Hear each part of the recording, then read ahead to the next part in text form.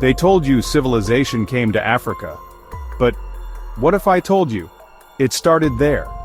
That the first footprints on this planet weren't in Europe, weren't in Asia, but pressed deep into African soil, the Earth's original signature.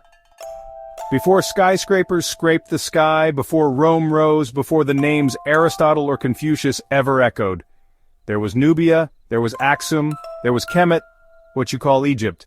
But they don't show that in the textbooks. DNA tells a story that can't be silenced. Every race, every nation, every face on this earth. You're looking at an African remix. The scientists proved it.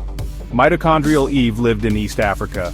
That's your great so far back you'll get dizzy grandmother, and guess what? You still carry her in your cells. But history got colonized too. It wasn't just the land, the gold, or the people that were taken.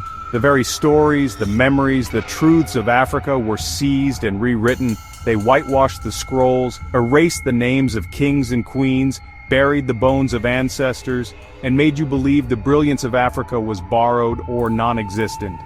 In dusty libraries and echoing halls, European scholars edited manuscripts, replacing African voices with their own.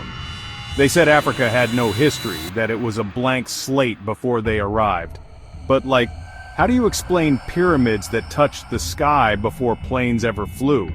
How do you explain surgical tools and advanced mathematics before Europe even had soap or running water? The architecture, the astronomy, the art, all of it dismissed, hidden, or claimed by others. No, my friend, the erasure was intentional. It was a deliberate act to control the narrative, to make you forget the genius that thrived here long before colonizers set foot on this soil. The truth is, Africa's story is ancient, powerful, and very much its own.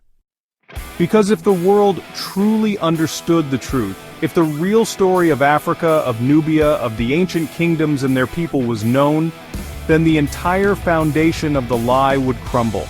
The myth of white supremacy, built on centuries of distortion and erasure, would be exposed for what it is, a fragile mask, desperate to hide the brilliance and complexity of Africa's legacy. If Africa is the mother, then every nation, every culture, every person is her child. The roots of civilization, of art, science, and philosophy all trace back to her soil. That means there is no superior race, there never was. There are only lost sons and daughters, scattered across continents, searching for a way back to their origins, to the truth that was stolen from them. The real story is not about division, but about connection. It's about reclaiming what was lost, and recognizing that our shared humanity is far more powerful than any lie ever told. So no, Africa isn't behind. It's just been robbed of its stories, its treasures, its voice. For centuries the world looked away, choosing to see only what fit a certain narrative. But now, the continent rises, and the truth walks with her step by step, reclaiming what was always hers. Africa is not a place frozen in time, nor a land defined by struggle alone. It is a place of beginnings, of innovation, of resilience. You can't outrun your DNA. You can't rewrite what the blood already remembers. The roots of humanity run deep in this soil, echoing in every heartbeat, every song, every dream. The world's oldest memories are etched in the stones and rivers of this land. So say it with me, we all came from one place. And that place was Africa. The story of us all began here, and it continues to shape who we are no matter where we go.